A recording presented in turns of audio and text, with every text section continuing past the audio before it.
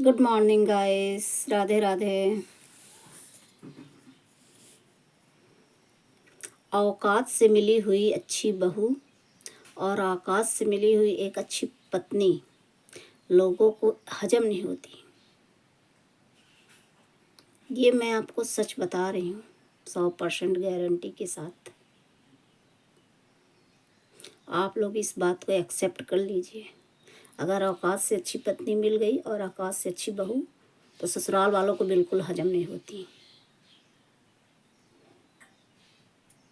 उसके बारे में गलत गलत बातें बताना चालू कर देते हैं, जबकि उनको पता है कि उनकी बहू सही है। उस लड़के को भी पता है कि मेरी पत्नी अच्छी है, सच्ची है, फिर भी उसके बारे में गलत गलत बातें बताएंगे। उसको उसके ही नज़रों से गिरा देते हैं। गाइस, ससुराल वालों का दाव पेच क्या होता है? उसको कंट्रोल में रखना, वो अपनी मुट्ठी में बंद करके रखना चाहते हैं। वो चाहते हैं कभी वो अपनी इच्छा को जाहिर ना करे, अपनी कोई बात ना बताए किसी को, उसके दिल में क्या चल रहा है क्या नहीं। अगर उसको थोड़ा बहुत तकलीफ़ भी है तो उसको भी ना बताए। वो बस काम करे, जितना हो सके उतना काम करे। अगर कभी बीमार पड़ गई ना तो उसको हॉस्पिटल में भी ना दिखाया जाए, उसको कोई गोली दवाई भी ना दिया जाए, कुछ भी नहीं। सिर्फ काम काम काम काम दिखता है उन लोगों को। बस यही कंट्रोल में रखना चाहते हैं।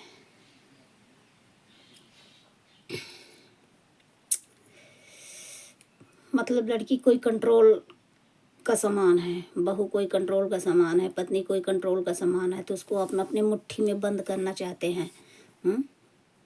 अगर कोई कभी भी अपने बारे में गलत उसके साथ हो रहा है तो आवाज़ उठाना चाहती है तो गलत हो गई, चरित्रवान हो गई, चरित्रहीन हो गई।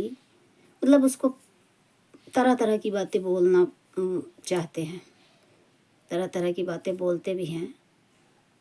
मैं ये पूछना चाहती हूँ कि जब सास आई थी अपने ससुराल में तो क्या उसके बाप ने यहाँ डेरा बना के रखा था? उसके लिए प्रॉपर्टी बना के रखी थी? डेरा तो बना के नहीं रखा था।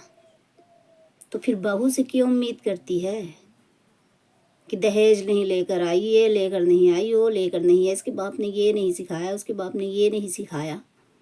आखिर वो भी तो किसी की बेटी सिर्फ शादी ही करके आई थी ना, कोई प्रॉपर्टी तो नाम लिखवा कर नहीं आई थी। तो फिर बहू को ऐसे क्यों ताने मारती है कि मैं इसको हिस्सा नहीं दूंगी, ये नहीं करूंगी, वो नहीं करूंगी।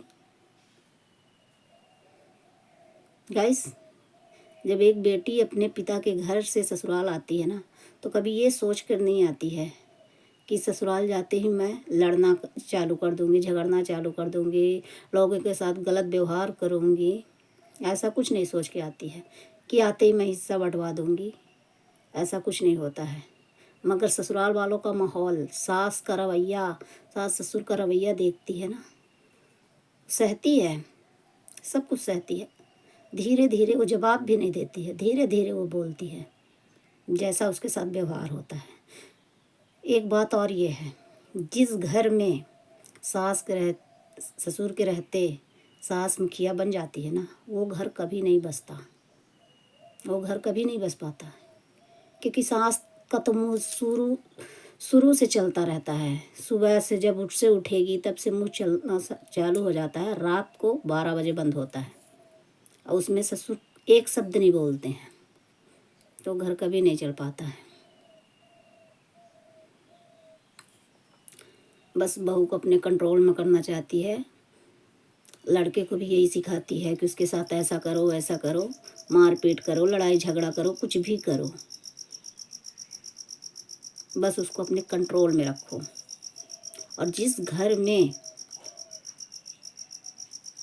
उसका पति उसके साथ नहीं होता ना, उस घर में उसके ससुराल वाले कभी इज्जत नहीं करते हैं। उसकी, उस औरत की 2 कौड़ी की इज्जत नहीं रह जाती।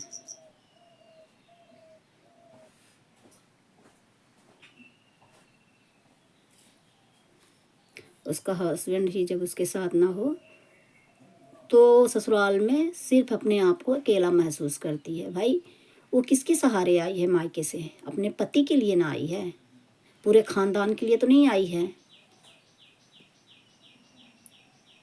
कि पूरे खानदान के लिए आई है, सिर्फ अपने पति के लिए आई है। मतलब ऐसा कैसे भेदभाव होता है कि जो बहू पहले आए उसको सोचते हैं कि मैं अपने इशारों में नचाऊं, जो बहू बाद में आए तो उसके बहू ही ताने मारती है, बहू ही सब कुछ करती है, तो उसकी बातों को कान बंद करके आंख बंद करके सुना जाता है, कहीं कुछ हमें गलत ना बोल दे। मगर जो बहू पहले आती है उसको सर से पांव तक गाली से नहलाया जाता है, सुबह से शाम तक गालियों से नहलाया जाता है, हर बात में ताने मारा जाता है। ऐसा ही होता है गाइस। किस किस के साथ ऐसा होता है कमेंट में ज़रूर बताइएगा।